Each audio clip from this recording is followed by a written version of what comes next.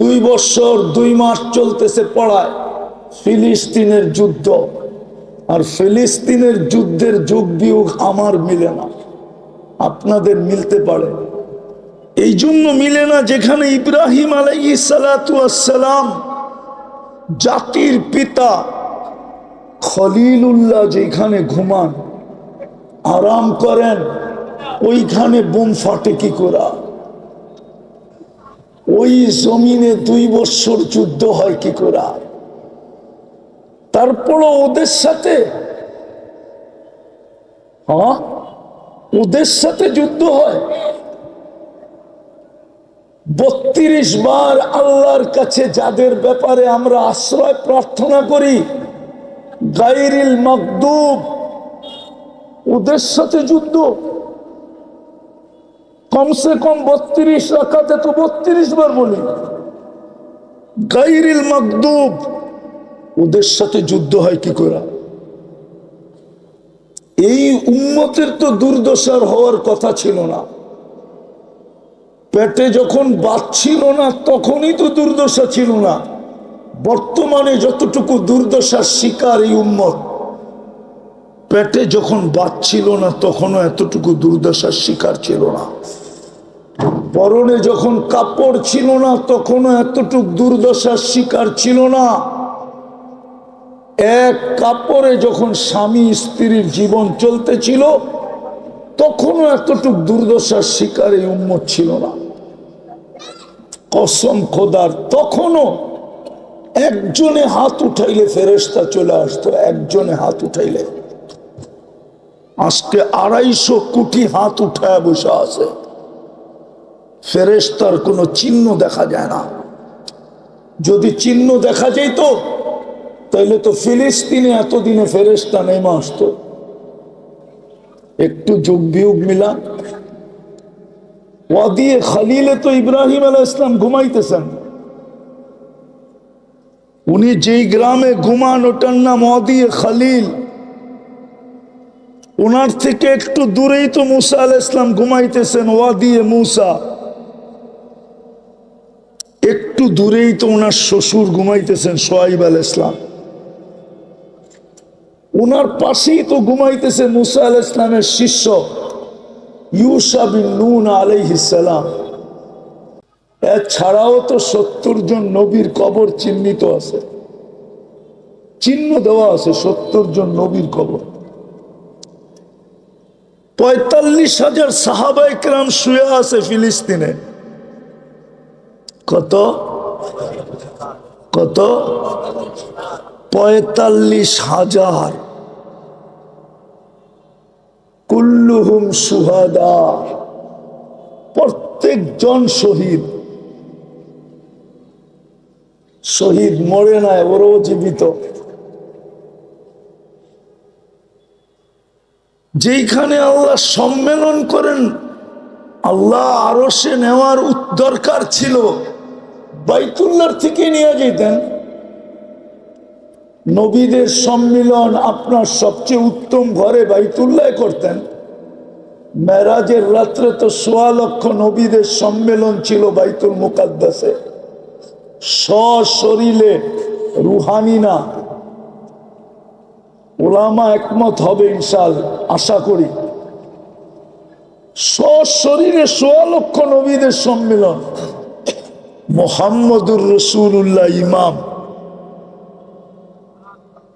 ওই দিনের সবচেয়ে বড় বক্তা, প্রধান বক্তা মুহাম্মদুর রাসূলুল্লাহ সাল্লাল্লাহু আলাইহি ওয়াসাল্লাম।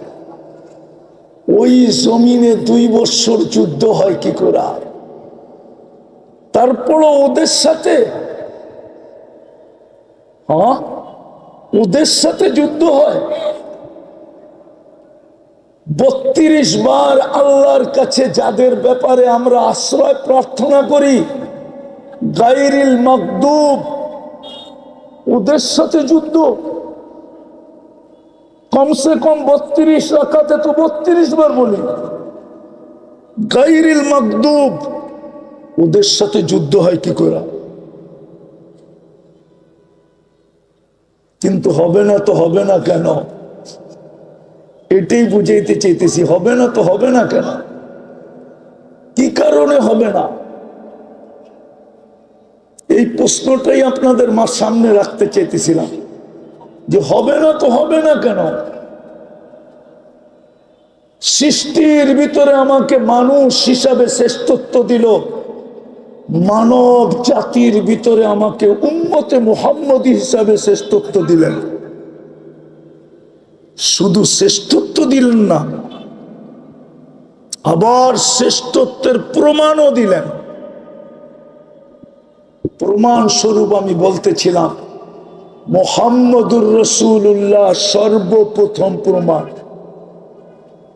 আপনি মুহাম্মদুর রাসূলুল্লাহ পাইছেন। যদি মুহাম্মদুর রাসূলুল্লাহ প্রমাণ না হইতো, তাহলে আমি কিতাব থেকে একটা প্রমাণ দিতেছি। যদি মুহাম্মদুর রাসূলুল্লাহ সাল্লাল্লাহু আলাইহি ওয়াসাল্লাম আমার কথার প্রমাণ না হইতো, তাহলে আমি কিতাব থেকে একটা প্রমাণ দিতেছি। কিতাব থেকে দিতেছি, বাদায়ে নেহায়ে লেখা আছে।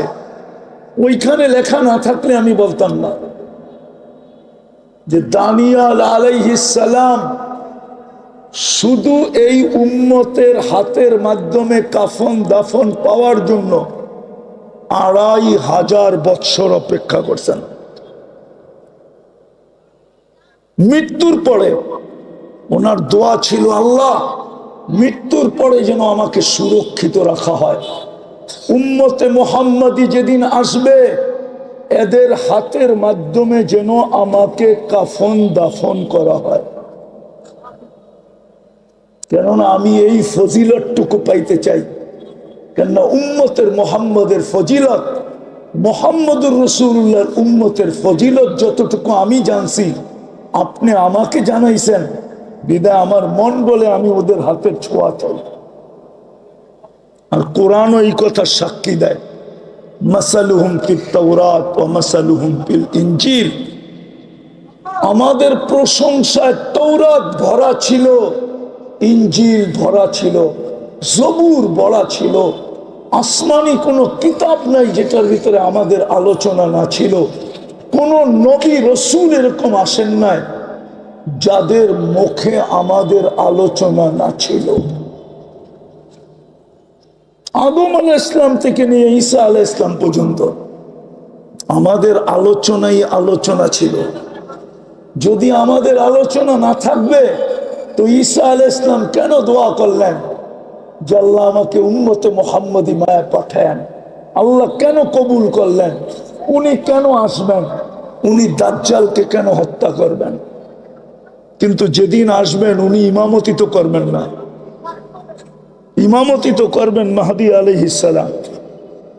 উনি বলবেন ইমামতি করার অধিকার আমার নাই, এখন পর্যন্ত নাই, যতক্ষণ আপনি বেঁচে আছেন।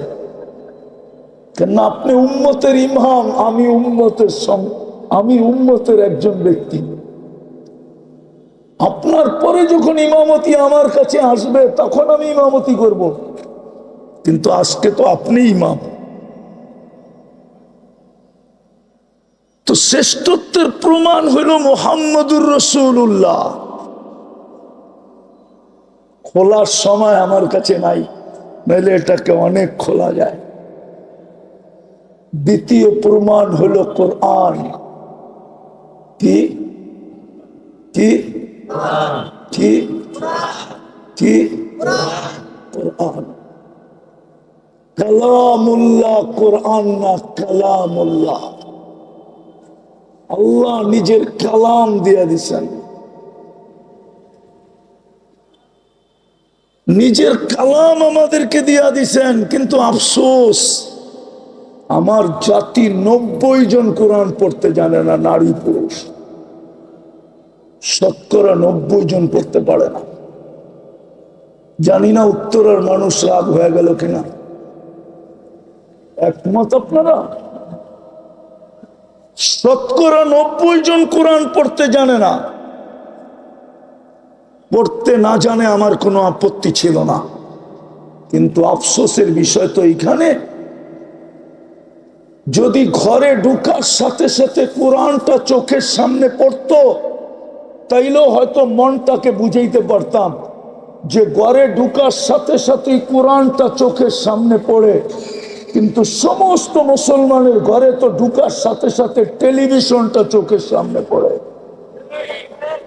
কোরআনটা তো চোখের সামনে আনতে হইলে বড় আলমারি খুইলা খুঁজা খুঁজা আনতে হয়।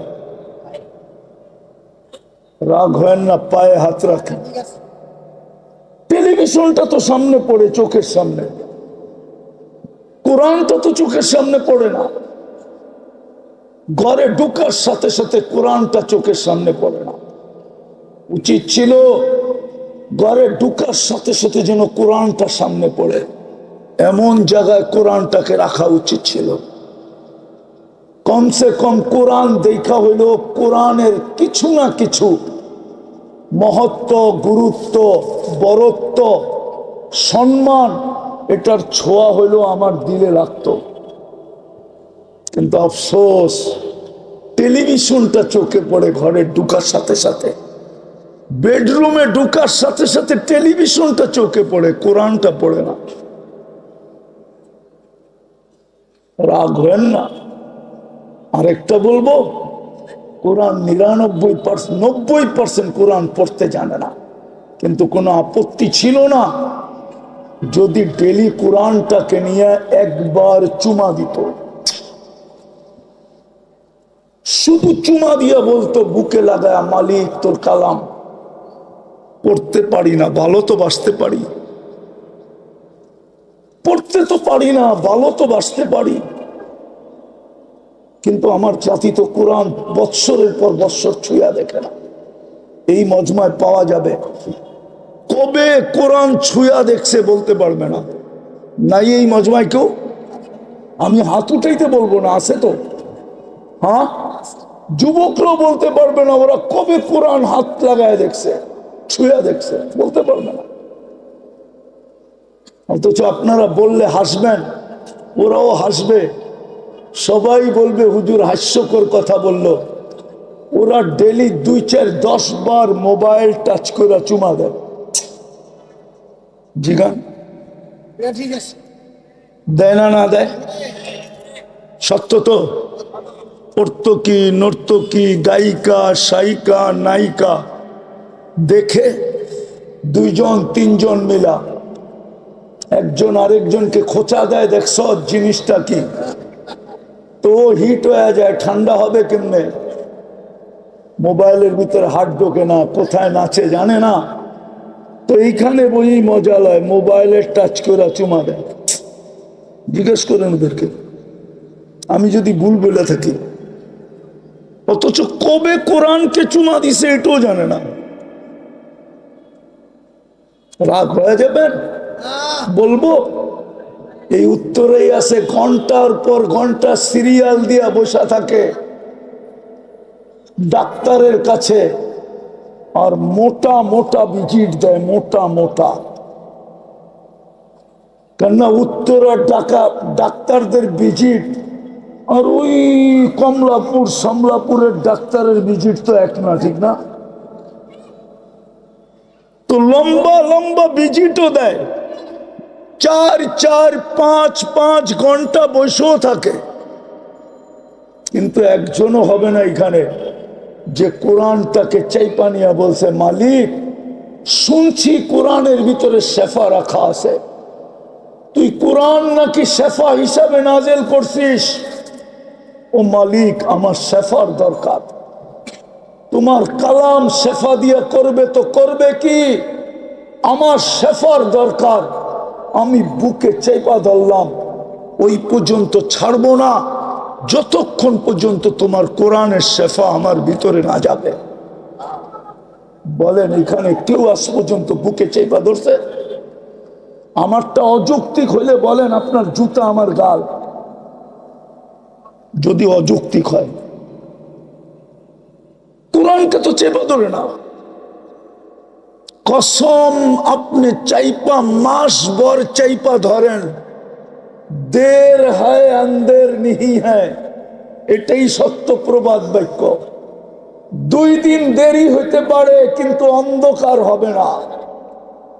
10 দিন চাইপা ধরে দেখেন না, 20 দিন দেখেন না, 30 দিন দেখেন না, একদিন না একদিন কোরআনের শেফা আপনার বুক ফাইরা আপনার ভিতরে ঢুকবেই ঢুকবে, ঢুকবেই ঢুকবে, ঢুকবেই ঢুকবে। আর কোরআনই সত্য, নুনাজ্জিলু মিনাল কোরআনি মা হুয়া শিফা। আল্লাহ বলে এটা তো শেফার জন্য।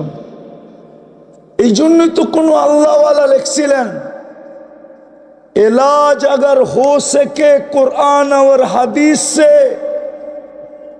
इलाज अगर हो सके कुरान और दुआ से, परहेज करो दवा से।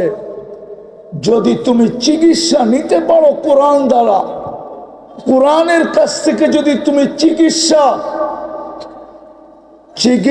যদি তুমি আদায় করে নিতে পারো, আল্লাহর রসুলের দুয়ার থেকে যদি তুমি শেফা আদায় করে নিতে পারো, তাহলে দাওয়ার কাছে যাও না।